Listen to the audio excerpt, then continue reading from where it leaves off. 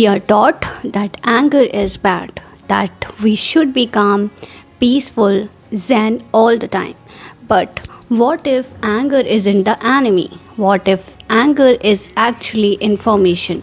And we are ignoring the most important message our body is trying to send us. Hey guys, welcome back to the KVox channel. Today I want to talk about something that's been demonized for so long that we don't even recognize it anymore. Anger.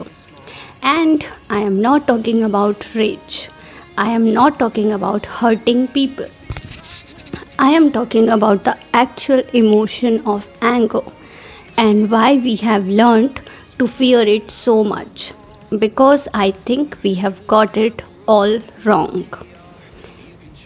We are taught anger is bad. Growing up, I was taught that anger is bad. Angry people are aggressive.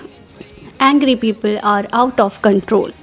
Angry people are dangerous. So I learned to suppress it. To smile when I was furious. To stay quiet when I wanted to scream. To be polite when I wanted to tell someone exactly what I thought. And for a long time, I thought I was being mature. I thought I was being evolved. I thought I was being better than angry people.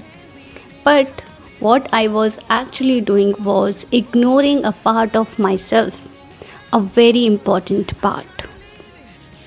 Anger is information. Here's what I have learned: anger is not the enemy, anger is information. When you feel angry, your body is telling you something. It's saying, hey, something is wrong here, something needs to change. Your boundary has been crossed. Your value is not being recognized. This situation is not okay. Anger is a signal, it's data. It's your internal compass pointing you towards something that matters to you. But we have been taught to ignore it, to suppress it, to pretend it's not there.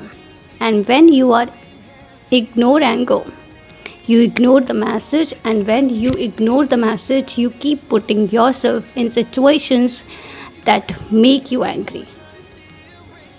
What happens when you suppress it? So, what happens when you suppress anger? It doesn't just disappear, it gets buried, it gets stored in your body. It becomes bitterness, it becomes resentment, it becomes this low level rage that colors everything. You are smiling, but you are seething inside. You are being nice, but you are furious underneath. You are pretending everything is fine, but you are dying inside. And over time, that suppressed anger leaks out in ways you don't expect. You snap at someone over something small. You have an anxiety attack. You get depressed. You get sick. Because your body is still trying to tell you something and you are refusing to listen. Anger is power, not aggression. And here's what I realized: anger is power. When you feel angry, you have energy, you have clarity, you have the drive to change something. But we have confused anger with aggression. We think they are the same thing. They are not. Aggression is what you do when you act on anger without thought. Anger itself is just the emotion, it's neutral. What matters is what you do with it. You can feel angry and still be respectful. You can feel angry and still communicate calmly. You can feel angry and use that energy to change your situation. But you can't do any of that if you are pretending you are not angry. The power of saying, I am angry. There's something magical that happens when you actually admit you are angry. Instead of I am fine, you say I am angry. Instead of suppressing it, you acknowledge it. And suddenly you have power because you are no longer fighting yourself. You are no longer using energy to pretend. You are just honest. And when you are honest about your anger, you can actually do something about it. You can set a boundary, you can have a conversation, you can make a change, you can leave. But as long you are pretending you are not angry, you are stuck. You are paralyzed by the gap between what you feel and what you are showing. Reclaiming anger as medicine. So I think the real question is not how do I get rid of anger.